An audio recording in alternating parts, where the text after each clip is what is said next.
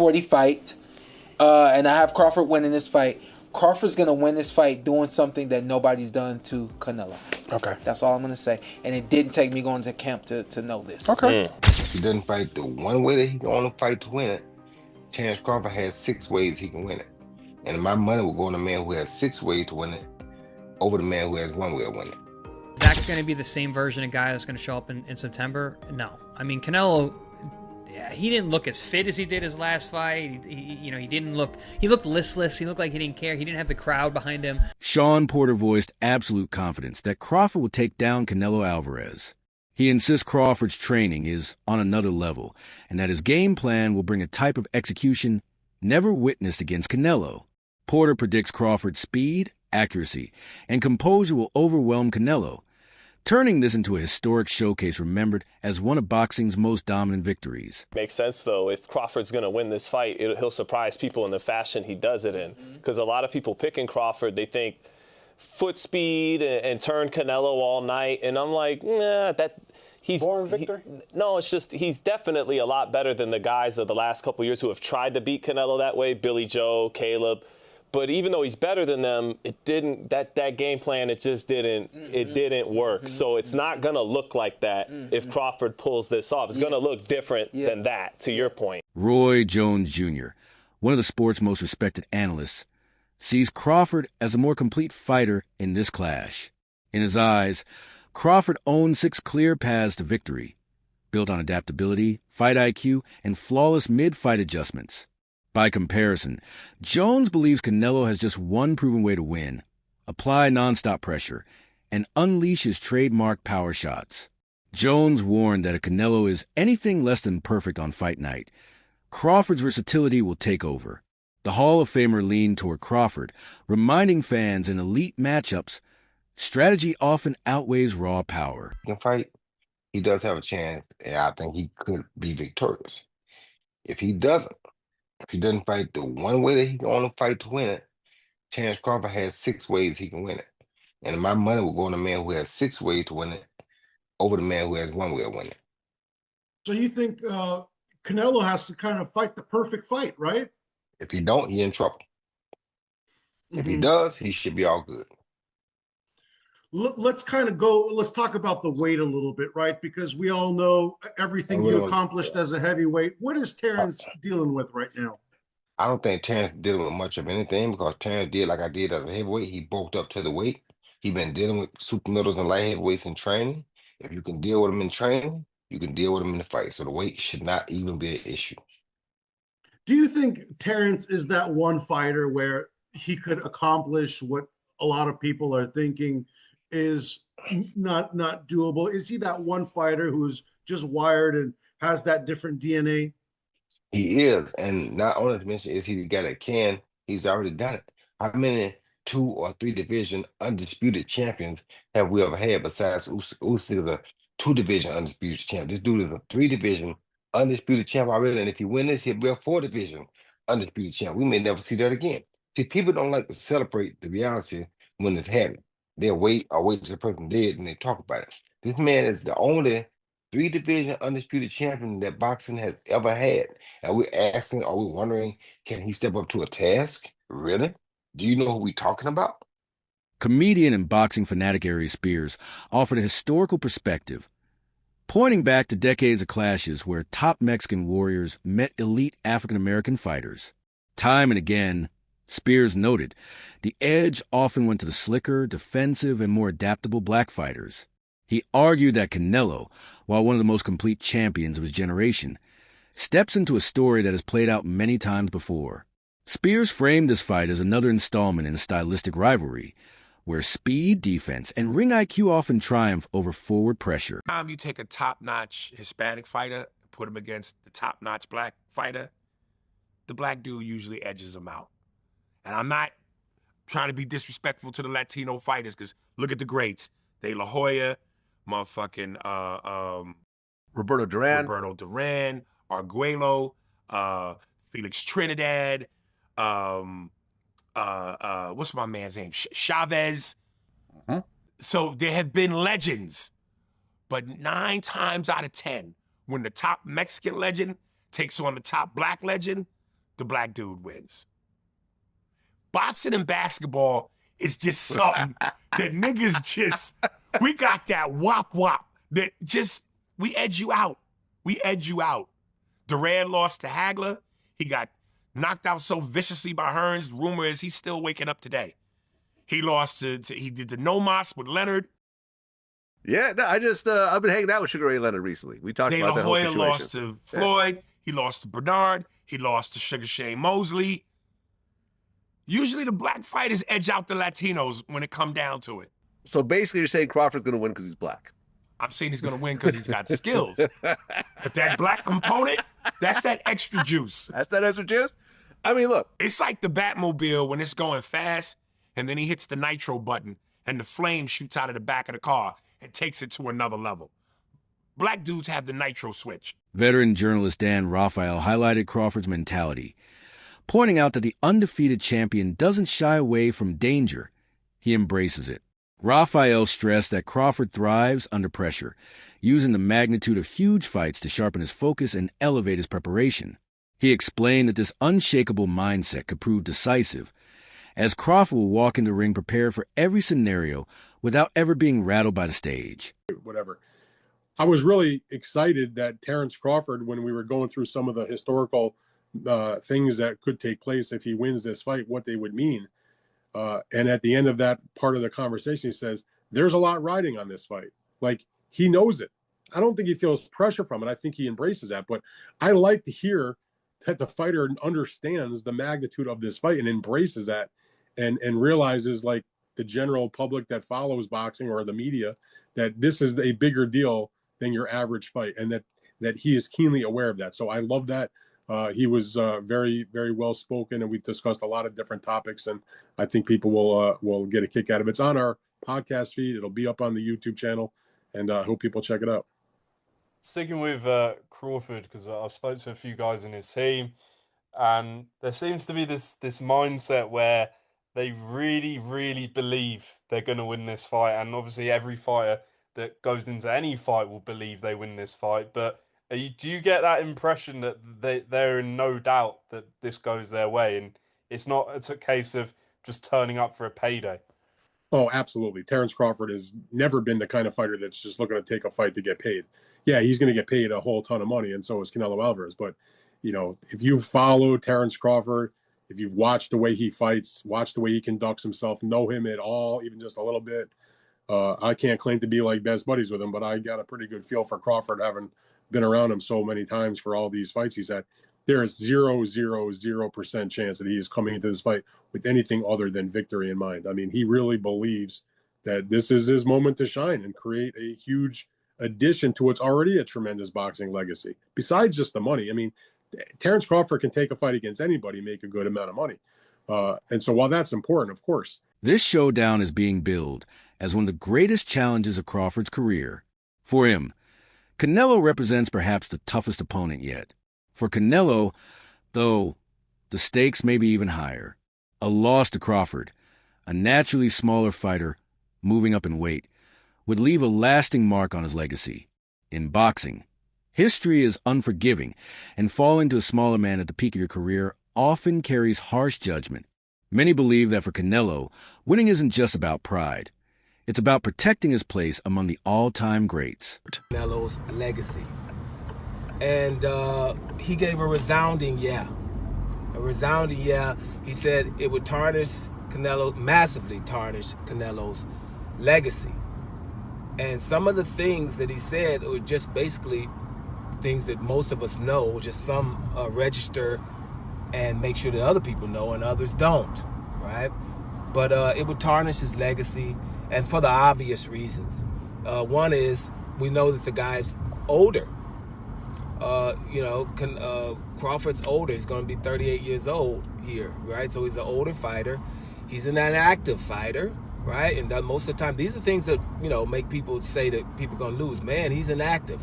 So he's pretty inactive, hasn't fought in a year, hasn't fought more than once a year in 3 to 4 years. Showbiz the Adult, a respected boxing analyst, broke down the matchup with balance and fairness. He credited Canelo's unmatched strength, durability, and ability to trap and punish opponents with devastating counters. But he also emphasized Crawford's unique background, including his wrestling foundation, which sharpened his balance, positioning, and real-time ability to read opponents. Showbiz explained that this blend of athletic pedigree and fight IQ could make Crawford's skill set the ultimate difference in this high-stakes clash. His legs, he uses his core, and then his neck itself to lift up Bivol like Bivol was a featherweight. That is a huge representation of how strong Canelo is. When you look at his workouts, you can tell why he was able to do that. All these damn neck exercises that I wouldn't dare do. Okay, that stuff looks painful. The squatting and all that stuff that he's doing is exactly why Canelo Álvarez, honestly, is a strong fighter. He tried to do it again with William Skull. William Skull shook out of it, but he is a bull. Listen, Terence Bud Crawford is strong. He is, okay? And he understands leverage, and he understands those things because he wrestled. Honestly, very true. But Saúl Canelo Álvarez is also extremely strong. Now, let me know how you feel in the comments below. Former world champion Chris Algieri dismissed the idea that Canelo's showing against John Ryder truly reflects what he'll bring to Crawford. Algieri argued that Canelo has always elevated his game when the stakes are highest. With legacy on the line, Algieri expects Canelo to arrive in peak form, sharper, more focused, and far more aggressive than in recent outings. He urged fans and analysts not to judge Canelo by tune-up fights, but to prepare for a fully motivated champion. Not a whole lot. It hasn't changed all that much. Listen, the Skull fight, could Canelo have done more? Absolutely. But is that going to be the same version of guy that's going to show up in September? No. I mean, Canelo, he didn't look as fit as he did his last fight. He looked listless. He looked like he didn't care. He didn't have the crowd behind him. And Marcus, you've been to a ton of Canelo fights. You know how that arena is. It is insane. Insane. In Vegas, I mean, it's deafening the entire fight. I remember when he fought BJ Saunders in Texas. Oh my God. And he's waving Saunders on 80,000 fans. Yeah. I mean, listen, he is a gladiator. You know, I called Tim a warrior. Canelo's a gladiator. He is there for the adoration of the fans. I just think that he was a little too clinical in there that night. You know, he didn't have that same drive. He had a guy who just was not willing to engage. That's not going to be Crawford, and that's not going to be Canelo. They're going to be their peak of what they are at this point. Because again, Crawford is 38 years old. Canelo will be 35 by then. So I think they're going to be the peak for what they are at their ages. But it's easy to go, wow, what have you done for me lately? That's usually how everyone kind of sees everything. So, but I think it's good. I think it makes the fight more enticing if a lot of people are thinking that Crawford can win. And don't get me wrong, Crawford can absolutely win the fight. I'm not saying he can't win the fight. But in terms of, you know, how I see it, it hasn't really changed my thoughts because I know better than to just trust that last thing I saw because there's a lot of confounding factors. Shawn Porter, along with other top analysts, broke down the tactical blueprints. For Crawford, the keys are distance control, sharp angles, and never letting Canelo set his feet for power shots. By switching ranges and disrupting rhythm, Crawford could frustrate Canelo's forward pressure and drain him as the fight drags on. They stress this bout as much a mental war as a physical one. The fighter who stays calm under fire and executes their plan for all 12 rounds is most likely to walk away with the win. Understands that he has to be smart. And I think with this one specifically, it ain't just about being smart. He knows he has to look like he's never looked before. Because again, if he doesn't and he beats Canelo, everybody's just going to say, well, that's Crawford. You know, so I think he knows that this is the performance of a lifetime and everything has to look right. He knows in order for it to look right, he can't just go out there and let the dog go. The dog is, you know, he got to work his way up to the dog. Hey, show the clip real quick. I don't know if you showed it already, but this is the dog you're talking about right here, right? And so this is, I pulled this clip right here. I seen it on social media this morning. Don't do that. That's what I'm saying. And I pulled this clip, right? But this is Terence. That's who he is. He's not gonna swing on Canelo. He already know that part of the game. But what I asked you, were you ever trying to send a message to your opponents? He's letting you know And it's no act. And that's what I really wanted to show, is that's not an act. No. That's not, there's 30 security guards. I don't know, it feels a little contrived. You think so? I think a lot of people feel it's a little like. Well, I'm glad you used a big word that most of us don't know. Hey, I don't fight as good as you guys. I had to learn some big words, right, to make up for that. Don't look it up. Just ignore. You need big words to get out of fights. You know, you need big words to get out of fights. But okay. So case in point, our guy Hafey, sitting right there, producer extraordinaire. Fans and media are rallying around this clash, calling it one of the most electrifying matchups in modern boxing. The stylistic contrast is irresistible. Canelo's relentless power and pressure against Crawford's surgical precision and adaptability. This isn't just another title fight. It's a battle that could redefine the super middleweight division and shake up pound-for-pound rankings. And unlike promotional hype, the division among fighters, trainers, and industry veterans shows just how razor-close this fight really is. We just got some absolutely absurd boxing news breaking. Canelo Álvarez versus Terence Crawford, targeted for December or January in the United States. Oh my God. I'm not even lying when I say this is literally one of the biggest combat sports fights of all time. And as I said earlier, it's targeted in December or January, so the build-up to this fight is going to be incredible. The fact that it's in the United States is insane. Saudi Arabia has low-key saved boxing. This is an absolutely mega fight. I was not expecting this at 1 in the afternoon, but here we are. Terence Crawford, Canelo Álvarez, targeted for December/January in the United States. Crazy, crazy, crazy, crazy. Let me know what you guys think in the comments, and click that follow button for more combat sports videos. Wow. Boxing legend Shane Mosley compared Crawford's style to the exact tools needed to beat bigger men. He argued that even if Errol Spence Jr. came back better in a rematch, Crawford would still dominate, proof of his adaptability and ring IQ. Mosley pointed to Crawford's dismantling of Spence as evidence that size alone won't break him. In that fight, Crawford dictated distance, landed with pinpoint accuracy, and neutralized a world-class champion. Mosley believes those same skills can carry Crawford past Canelo, though questions remain over whether Canelo still has explosive bursts of his prime. Right when I seen that, I said Crawford wins. His movement, everything was, he wins. It doesn't matter if Spence was not strong or strong.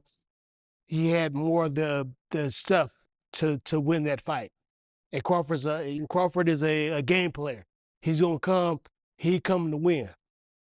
You know what I'm saying? So, yeah, I still say Crawford anyway, but I feel bad that we didn't see the true Spence fight Crawford, if that makes any sense.